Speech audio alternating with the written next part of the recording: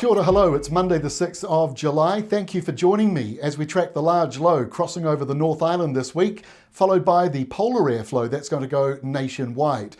At the moment, the large low, as you see here on the satellite imagery, spiralling off the coast of Waikato, Auckland and Northland, and it is dragging down a subtropical airflow into some regions, not necessarily warm, but it is pulling down that moisture from the north of the country, and that is why we've seen some heavy rain along eastern parts of the South Island, bringing that flooding around Otago, heavier snow further inland through the mountains and ranges and higher elevation areas. So the polar change is going to go further up the country once this low moves over the North Island and out to our east. And in fact, you can see that southerly blowing through over the Tasman Sea at the moment. Sunniest weather is around Fiordland and Westland. Then the further north you go, you run into the cloud. And of course, also a few thunderstorms that you see popping up here with the warmer airflow mixing with the colder airflow. Perfect recipe to bring in some thunderstorms. So speaking of thunderstorms, our brand new lightning tracker is now up and running at weatherwatch.co.nz and also in our app. Now, on the website itself, you only get the free delayed version,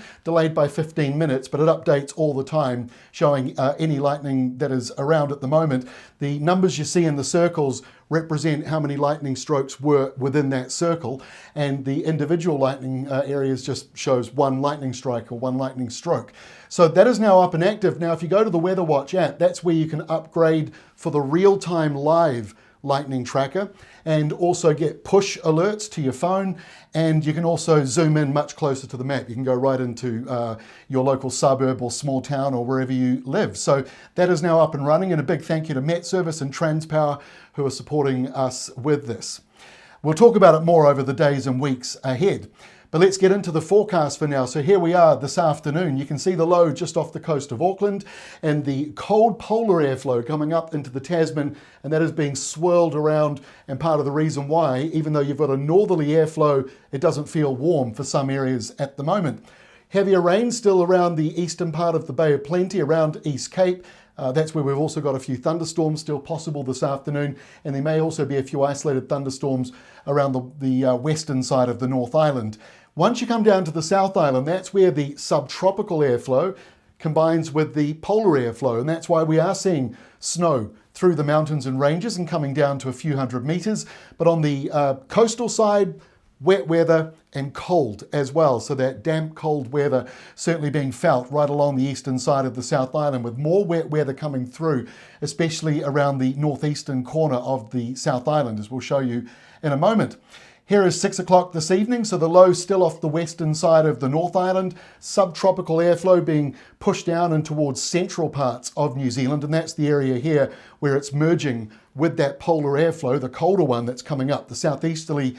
And the reason why it is sunny over in Fiordland and over on much of the west coast, or at least Westland, you're getting that southeasterly wind, so the mountains and ranges are breaking that up. So after the snow falls around places like Queenstown and up towards Tekapo, once you're over the mountains and ranges, the skies clear out and you've got sunnier, drier weather coming through at the moment. Northeasterly winds also around the Chatham Islands, but there is a very powerful high out here over Tasmania.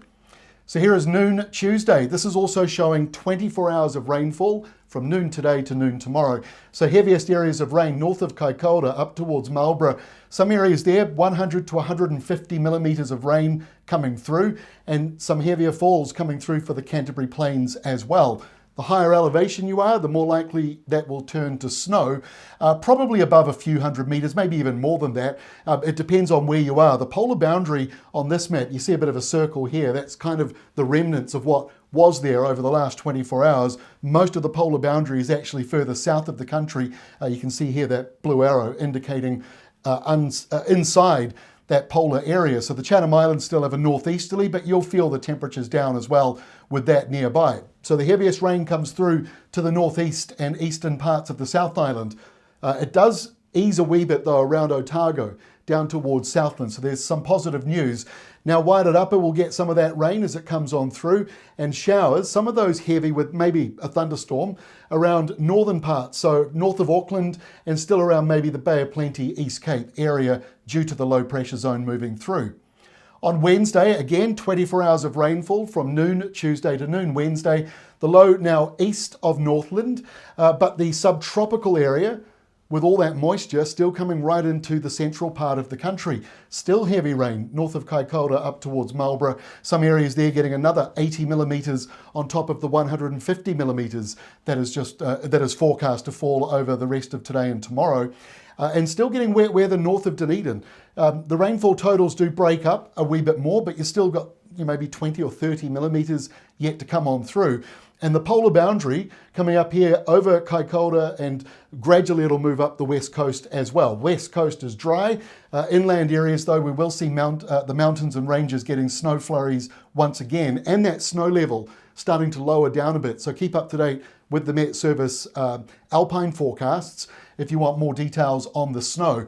Low pressure up here around northern New Zealand, that is, as it moves eastwards, drives in perhaps more of a southerly or southeasterly into some areas. Eastern side of the Coromandel, western side of the Bay of Plenty is still likely to get some rain or showers, and some wet weather sliding down to about Gisborne. Wairarapa again also seeing some heavier rain coming through with maybe 40 millimetres or more coming in over the noon Tuesday to noon Wednesday timeframe. Let's go to Thursday now. So highlighting the polar boundary as it comes into the lower part of the North Island. West coast is still the best coast if you want the sun and dry weather this week. It continues to be dry over there. Showers or patchy kind of rain continues around Canterbury. That will gradually break up. Drier though around Otago, thank goodness, and for Southland. And the rainfall around Wairarapa, following the flooding that you had about a week ago, not looking as heavy here, but still, another 20 or 30 millimetres of rain coming through the eastern side of the North Island. The southeasterly coming out of the Chatham Islands, so cold with showers there. That's the airflow coming right in and over the North Island. So if you're west of the main divide, places like Waikato and Auckland and the western side of Northland and maybe northern parts of Taranaki should have lovely clear skies, or at least becoming sunnier and mostly dry as we go into the later part of the week. On Friday, the polar boundary moves further into the North Island. It's a slow-moving system between low pressure and high pressure. That's the area where it's sort of being sucked northwards. So that colder air comes into Hawke's Bay. Could be a few snow flurries along the eastern ranges of the lower North Island, and still some showers up around Gisborne, Tairāwhiti, but it's dry for many other parts of the North Island. Around the Chatham Islands, you're closest to the low, so southeasterly winds are a little brisk, and high pressure coming out of Australia building now over the lower South Island. Still mostly light winds for large parts of the South Island, and the showers are clearing more and more. So drier weather is coming through as we go towards the end of the week. So despite the messy weather forecast this week, there are still some large dry areas all caught up in the mix, and that is thanks to our mountains and ranges. If we were a flat country with no hills and no mountains, we'd be getting showers in all regions for the whole week. So the mountains and ranges make a big difference. Also part of the reason why we're seeing those flooding risks around parts of the country.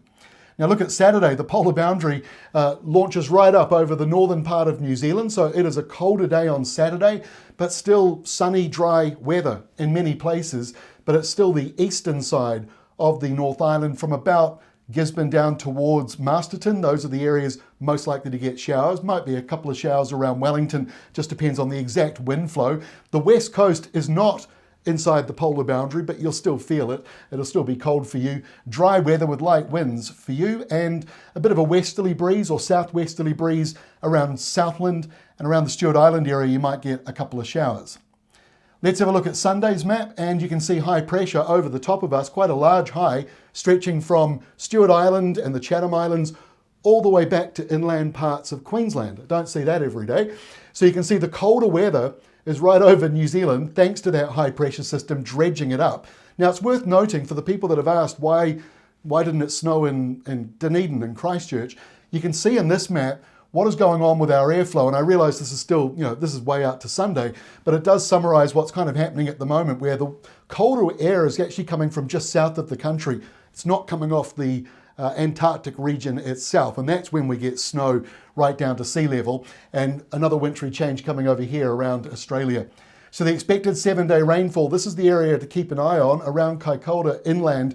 That's where you're seeing 200 millimetre potential or more over the next several days, with most of that falling in the next few days ahead.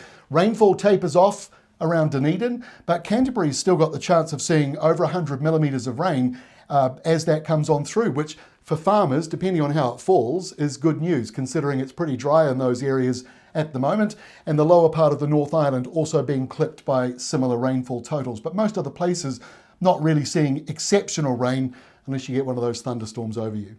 Thanks for joining me. Really appreciate the support with our new Lightning app. So download the Weather Watch app. You can see the lightning for free, but if you want to upgrade, you get those push notifications and you get more zoom to zoom right in to see exactly precisely where some of those thunderstorms are. So please support us with that. Big thanks to Met Service again for their support with us building this over the past year and a half. Thank you for joining me. Catch you again tomorrow, Tuesday.